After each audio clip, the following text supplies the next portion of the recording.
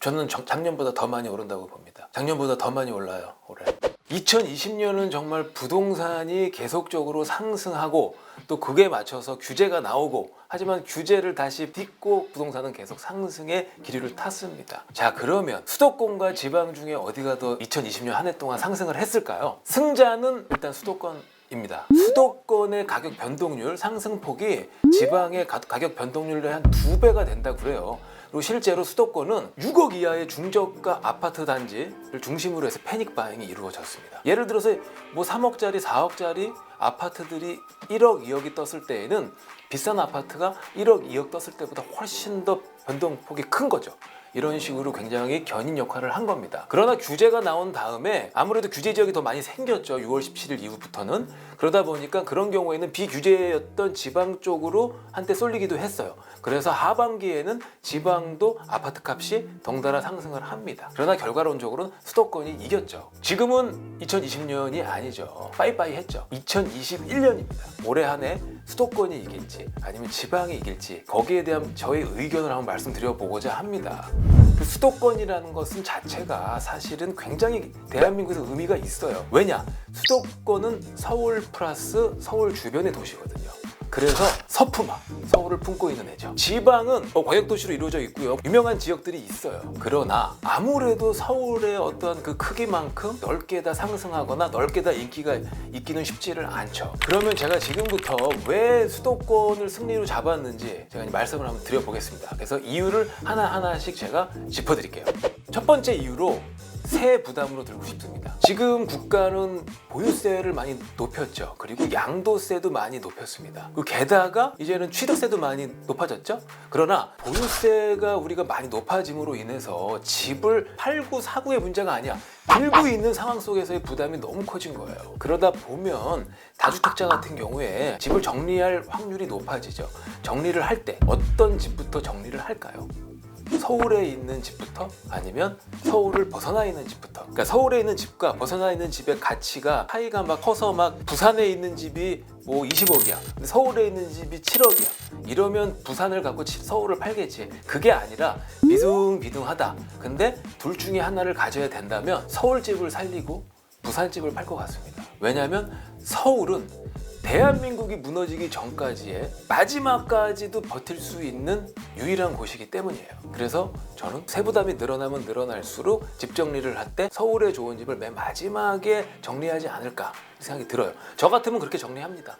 근데 저같이 생각하시는 분들이 많을 거라고 생각이 들어요. 그래서 똘똘한 한 채라는 말이 있죠. 물론 지역적으로 똘똘한 한 채를 갖기도 합니다. 이 부분에서 제가 좀 하나 말씀드릴 게 있는 게, 서울 태생인 분들이 지방에 있는 똘똘한 한 채를 갖기는 어려워요. 왜냐하면 서울이라는 브랜드 속에 살았기 때문에. 하지만 지방에 사시는 분이 지방에 사는 똘똘한 채를 가질 수는 있어요. 그래서 뭐 무작정 서울 쪽에 있는 집이 똘똘한 한 채로 이긴다기보다는 그래도 많은 숫자가 서울 쪽에 똘똘한 한 채를 가질 것이다 라고 이 말씀을 드리는 것 뿐입니다. 그러니까 오해는 하지 마세요. 지방 쪽에 똘똘한 한 채를 가지시는 분이 계시겠죠. 다만 그 수가 서울 수도권이 더 많을 것이다, 이런 얘기를 드리는 겁니다. 두 번째 이유는 3기 신도시의 위치가 서울 수도권이죠. 거기에 토지 보상금이 나온다면 그 돈이 서울 수도권에 유입될 가능성이 높아요. 제가 방금 전에 말씀드렸죠. 서울 태생의 분들은 지방을 잘 모르시는 분들이 많이 계세요. 왜냐하면 지방이 많이 언급되진 않아요. 뭐 부산이나 광주 이 정도는 알지만 곳곳 들어가서 무슨 동까지는 잘 모르죠. 하지만 지방에 태어나신 분들도 뉴스라든지 매스컴을 통하고 여러 가지 정보지를 통해서 서울이라는 정보는 많이 얻습니다. 이유는 하나예요. 대한민국의 수도기 때문에 관심이 갈 수밖에 없고, 보통 지방에서 편찮으신 분들이 큰 의료 시술이 필요하거나 그럴 때는 거의 대부분 서울로 올라오시잖아요. 서울에 인프라가 잔뜩 몰려있기 때문에. 그래서 이 토지 보상금이 나왔을 때 그게 지방으로 유입되기는 힘들다. 유입돼도 큰 양이 유입되지는 않는다. 고향이어서 되돌아가고 싶은 분들이 아닌 이상은 좀 어렵다라고 생각이 들고, 나머지는 다 서울 수도권에 재투자가 될 것이다. 그래서 서울 수도권이 더 발전할 가능성이 높습니다. 그러나 정부가 감지했죠. 토지 보상금은 줘야 되는데 그거를 현금으로 주려니 그 현금이 주변의 집값을 상승시키거나 다시 다른 서울 수도권으로 가면 시세 견인의 역할을 톡톡히 할 거 아니겠습니까? 그래서 정부는 될 수 있으면 현금 보상이 아닌 대토 보상을 하겠다는 그 표현을 하죠. 대토 보상은 돈으로 주는 게 아니다. 현금으로 주는 게 아니라 그 개발지에 있는 땅을 대신 주는 거예요. 그럼 땅을 준다는 게 사실 뭐 아파트 같은 입주권을 줘도 그 아파트에는 당연히 공동주택이니까 대지 지분이 포함되어 있죠. 그 대지도 땅이잖아요.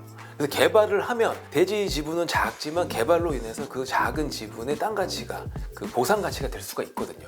그런 식으로의 작업을 하고자 하고 있어요. 그만큼 많은 돈이 앞으로 나올 것입니다. 자, 과연 정부는 얼마만큼 현금 보상을 하지 않고 대토 보상으로 마무리 지을 수 있을지. 그 세 번째 이유는요, 지속되는 호재입니다. 그 중에서 교통의 호재가 정말 계속적으로 나오고 있죠. 저는 요즘에 가장 핫한 교통의 호재는 GTX입니다. 심지어 창릉에 GTX역이 하나 생긴다는 뉴스가 나오자마자 그 주변 지역의 집값, 땅값이 엄청나게 올랐습니다. 아파트는 뭐 순간 2억이 오른 곳도 있다고 하더라고요. 지하철이나 철도 이런 거의 연결은 굉장히 부동산에 자극을 줄 수밖에 없는 거죠.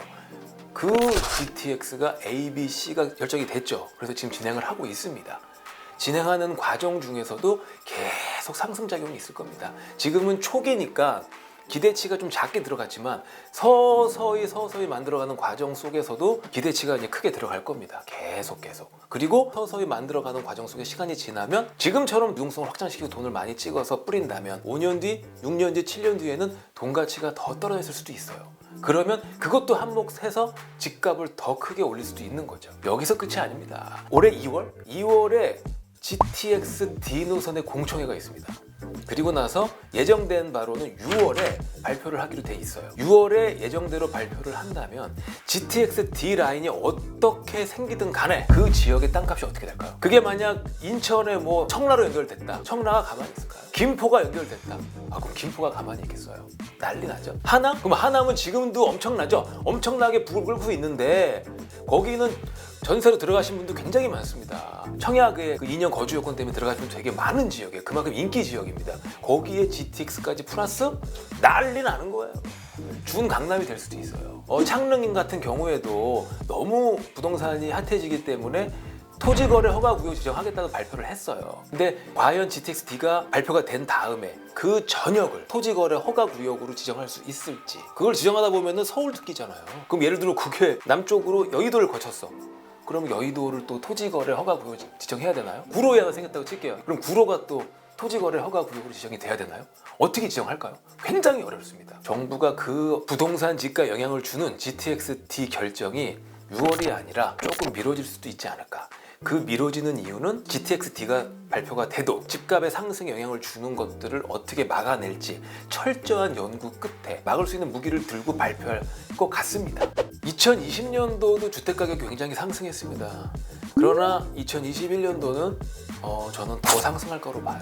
소위 말해서 인플레이션. 인플레이션이란 말 말고 다시 제가 이렇게 표현을 할게요. 돈가치 하락으로 그냥 편하게 표현하겠습니다. 이렇게 많이 돈이 유동성이 확장되고 또 정부가 돈을 찍어내고 풀어내면은 당연히 그 돈이 부동산으로 몰릴 수밖에 없어요. 왜냐하면 세상을 한번 봐보세요. 부동산 말고 투자할 데가 있나? 물론 주식이 있습니다. 한동안 주식도 엄청나게 올라 부동산보다 더 오른 게 주식일 수도 있어요. 그죠? 작년 한 해 동안 한번 훅 떨어졌다가 2월 달에 작년에 그렇다고 해서 올해 주식을 과감하게 막 투자할 수 있다.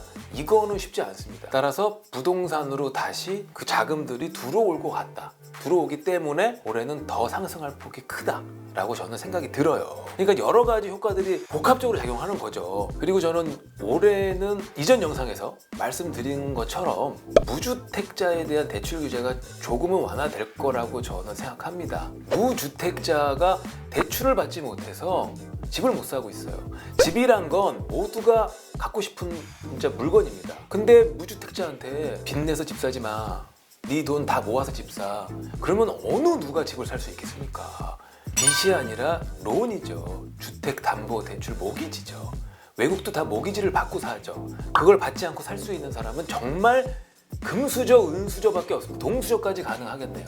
주택담보대출은 나쁜 게 아니다. 무주택자한테만큼은 완화시킬 가능성이 충분히 있다. 따라서 무주택자 분들까지도 완화된 대출을 가지고 주택시장에 뛰어드신다면은 아무래도 집값의 상승에 조금 더 영향을 주지 않을까 이런 생각이 드네요. 요즘 보면은 집으로 3억 벌었다 하시는 분들은 얘기를 못 하시더라고요. 그 정도 갖고는 명함을 못 내미세요.